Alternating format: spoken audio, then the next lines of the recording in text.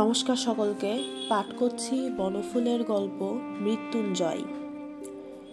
মৃত্যুঞ্জয় লক্ষ্য করিল এবার লাউড স্পিকার আনানো হয় নাই। ঝুমরির মায়ের কণ্ঠই এবার লাউড স্পিকারে বাজিতেছে। ঝুমরির মা তার বাঁকা কোমর সোজা করিয়া গলার শির ফুলাইয়া কাংস কণ্ঠে যেভাবে তাহার ভাসুরূপ শিবলালের উদ্দেশ্যে গালি বর্ষণ করিতেছে, তাহাতে যথেষ্ট গোলমাল সৃষ্টি হয়েছে। সে গোলমালে অবশ্য গানের লেশমাত্র নাই, কিন্তু গান যে একেবারে নাই তাহা নহে। মৃত্যুঞ্জয় জানে গানও আছে। সে গান ঝুমরির বুকের ভেতর বাজিতেছে, আর কেহ না শুনুক শুনিতে পাইতেছে সে সেটা। সে গানের দমক ঝুমরির চোখে মুখে ভাবে ভঙ্গিতে বাজিয়া বাজিয়া উঠিতেছে। ঝুমরির চার দুটো ভাই। দাদা চুমানায় আপত্তি করেছিল। সে বলেছিল, যদিও কাহারও সমাজে বিধবারা চুমানা নামের একটা প্রহসন করিয়া দ্বিতীয় একটা পুরুষের সঙ্গে বাস করে, কিন্তু সেটাকে শোভন। বাধ্য না হইলে কাহারও চুমানা করা উচিত নয়। শিবলালের মুখে একথা শুনিয়া মৃত্যুঞ্জয় কৃতজ্ঞতা অনুভব করিয়াছিল। ঝুমরির মা শিবলালকে তীক্ষ্ণ কণ্ঠে প্রশ্ন করিল, তবে তুই বউ মরিতে না মরিতে চুমানা করিতে গেলি কেন? হ্যাঁ? শিবালাল বলিল, সে কখনোই চুমানা করিত না, যদি ঝুমরির মা কিংবা ঝুমরি তাহার সংসারের ভার লইত। কিন্তু সেদিকে কেহ দৃকপাত করেনি। সে একা 5টা ছেলে মেয়ে লইয়া কি সামলাইতে পারে? বাধ্য হইয়া সে চুমানা করিয়াছে। এইসব যুক্তি মৃত্যুঞ্জয়ের বড় ভালো লাগিতেছিল, কিন্তু যুক্তি শেষ অবধি টিকিল না। দেখা গেল ঝুমরি চুমানা করিবেই, এবং রামটহলকেই করিবে। তাহার মতে রামটহলের মতো যুবক বিরল। ঝুমরির 2 মেয়ে আছে, সুখিয়া এবং দুখিয়া, দুজনেই খুব ছোট। রামটহল বলিয়াছে, তাহার 2 মেয়ের ভারী সে গছিয়া লইবে। মেয়েরা বড় হইলে তাহাদেরকে স্কুলেও পড়াইবে, তারপর ধুমধাম করিয়া বিবাহ দিবে। রামটহলকে খুব পছন্দ তাহার, খুব ভালো, বয়স অল্প, ঝুমরির চেয়ে বোধহয় ছোটই। জব্বলপুরে পাকা ঘরদুয়ার আছে, চোখে মুখে কেমন একটা দুষ্টু দুষ্টু ভাব, সব মিলিয়ে চমৎকার। শিবলাল আর এক হক কথা বলিয়াছিল।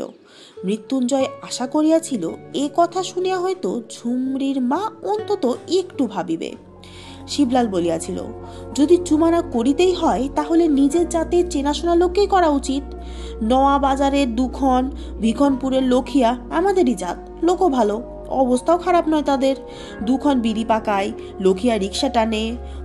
তাহাদের বউ অনেক দিন আগে মারা গেছে। এই দুজনেই চুমানা করিতে চাই। ঝুমরিকে পেলে তো তারা লুফে নেবে। তবে এ কথা অবশ্য মৃত্যুঞ্জয়ের ভালো লাগে নাই।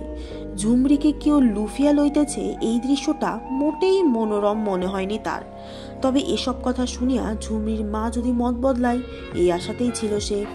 কিন্তু মত বদলালো না। ঝুমরির মা বলিল, ঝুমরি যাকে পছন্দ করেছে তাকেই চুমানা করুক। তুমি নিজেই তো অনেক দেখে শুনে ঝুমরির বিয়ে দিয়েছিলে, তখন তো অনেক কিছু বলেছিলে তুমি। আমরাও তোমার কথা বিশ্বাস করে ঝুমরির বিয়ে দিয়েছিলাম, কিন্তু বিয়ের পর দেখা গেল একটা ন্যাংটার সঙ্গে বিয়ে দিয়েছি। তার নিজের ঘর দ্বার কিছু ছিল না, ভাইয়ের আশ্রয় থাকতো। সে রোজগারও করতো না 1 পয়সা। তারপর ছিল থাইসিস রোগী। আমাদের ডাক্তারবাবু তাকে বাঁচানোর অনেক চেষ্টা করেছিল, তাই ও বেঁচে ছিল কিছুদিন। না বাঁচলে ভালো হতো, বেঁচে ছিল বলে 2টা মেয়ে হলো। লাভ হলো কি তাতে? লাভ হলো কি? তুমি আর বিয়ের কথা বলতে এসো না। ও নিজে যাকে পছন্দ করে চুমানা করবে তার সাথেই করুক। মৃত্যুঞ্জয় নিঃশব্দে দাঁড়াইয়া মর্মান্তিক কথাগুলা শুনিল।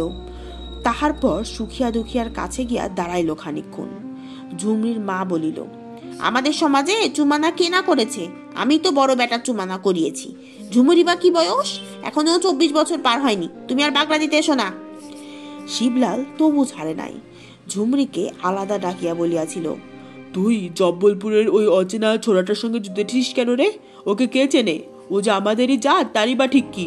যদি চুমানা করতেই চাস, আমি চেনা শোনা ভালো ছেলে দেখে দিচ্ছি। ঝুমরি তাহার উত্তরে যাহা বলিয়াছিল তাহা মৃত্যুঞ্জয়ের কানে মধুবর্ষণ করে নাই। ঝুমরি বলিয়াছিল, আমি স্বেচ্ছায় কুয়ায় ঝাঁপ দিচ্ছি তাতে তোমাদের কি? তোমার ভৌজি অর্থাৎ বৌদি যখন মেরে আমাকে ঘর থেকে বার করে দিয়েছিল, তখন তো তোমরা কেউ বাঁচাতে আসনি। আমি বাবুদের বাড়িতে নকরি করেছি। অনেক রাতে যখন বাড়ি ফিরতাম তখন তোমরাই আমার নামে ফুসফুস ঘুষ করে নানান রকম কথা বলতে। 2-3টে বদমাস গুন্ডা যদি সত্যি রোজ আমাকে পিছু পিছু ঘুরতো, কিন্তু কই, তখন তোমাদের তো কেউ এসে আটকাওনি। আমি নিজে রোজগার করেছি, নিজে খেয়েছি। তোমরা কেউ কোনোদিন আমাকে ডেকে এক মুঠো খেতে অবধি দাওনি। আমি একজনকে পছন্দ করে চুমানা করতে যাচ্ছি, আর তুমি ফপতারালি করতে এসেছো।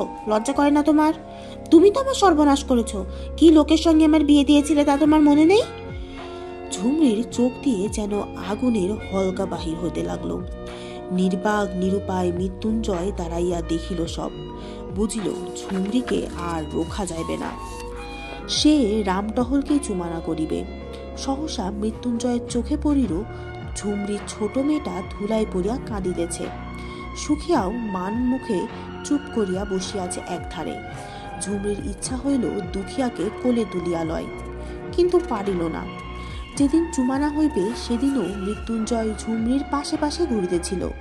নীরবে চুমানার আয়োজন দেখিতেছিল সে। এমন সময় দেখিল বাহিরে একটা অচেনা লোক আসিয়াছে। সে বলিল, জব্বলপুর হইতে রামটহলের বাবা তাহাকে পাঠিয়াছে। তাহার বাবা খবর পাঠাইছে যে বিধবা মেয়ের সহিত রামটহলের চুমানা হইতে দেবে না, একটি কুমারী মেয়ের সহিত রামটহলের বিবাহ দেবে। শিবলাল নিকটে দাঁড়াইয়া মুচকি মুচকি হাসিতেছিল। মৃত্যুঞ্জয় বুঝিল শিবলাল শেষ চেষ্টা করিতেছে। শিবলালের প্রতি কৃতজ্ঞতায় তার সমস্ত মন ভরিয়া উঠিল, কিন্তু শেষ চেষ্টাও বিফল হইল। ঝুমরির মা সিংহের মতো আগাইয়া আসিয়া গালাগালি তুবড়ি ছুটাইতে লাগিল। মৃত্যুঞ্জয়ের মনে হইল লাউড স্পিকারের অভাব পূর্ণ হলো এতক্ষণে। পাড়ার সবাই আগাইয়া আসিয়া বলিল, এখন তো সব আয়োজন হইয়া গিয়াছে, এখন চুমানা বন্ধ হইবে না। রামটহল সেই লোকটিকে বলিল, তোমাকে আমি চিনি না। যাই হোক, তুমি বাবুজিকে গিয়ে বলো আমি এখানেই চুমানা করিব। কুমারী মেয়ে আমার চাই না। তাহার যাহা ইচ্ছা তাহা সে করিতে পারে। শিবলালের ষড়যন্ত্র ব্যর্থ হইল। মৃত্যুঞ্জয় লক্ষ্য করিতে লাগিল, যদিও লাউড স্পিকার বাজিতেছে না, কিন্তু অন্যান্য আয়োজনও কিছু কম হয় নাই। রামটহল ঝুমরির জন্য অনেক জিনিস আনিয়াছে। দামি শাড়ি, দামি জামা, গহনাও অনেক, রূপার গহনাই বেশি। একটা সোনার টিকরিও আছে। ঝুরি ঝুরি খাবারও আসিয়াছে, খাজা, টিকরি, বোঁদে, সেও আবার ভাজা ভাজা, মন্ডা লুচিও অনেক।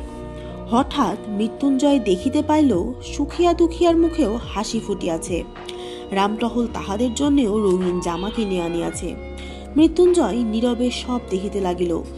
একবারও তাহার নাম কেহ উচ্চারণ করিল না, একবারও না। অবশেষে সিন্দুর দানও হয়ে গেল। সীমন্তে সিন্দুর পরিয়া এবং তাহার উপর সোনার টিকলি ঝুলাইয়া ঝুমরিকে অপরূপ দেখাইতেছিল। সত্যি অপরূপ। মৃত্যুঞ্জয় নির্নিমেষে চাহিয়া রহিল। রাত্রি 3টার সময় 2টা রিকশায় চড়িয়া বর ও বধূ তাহাদের নতুন বাসার উদ্দেশ্যে বাহির হইয়া পড়িল। মৃত্যুঞ্জয়ও তাহাদের রিকশার পিছু পিছু ছুটিল। মৃত্যুঞ্জয় ঝুমরির প্রথম পক্ষের স্বামী। 5 বছর পূর্বে তাহার মৃত্যু হইয়াছে।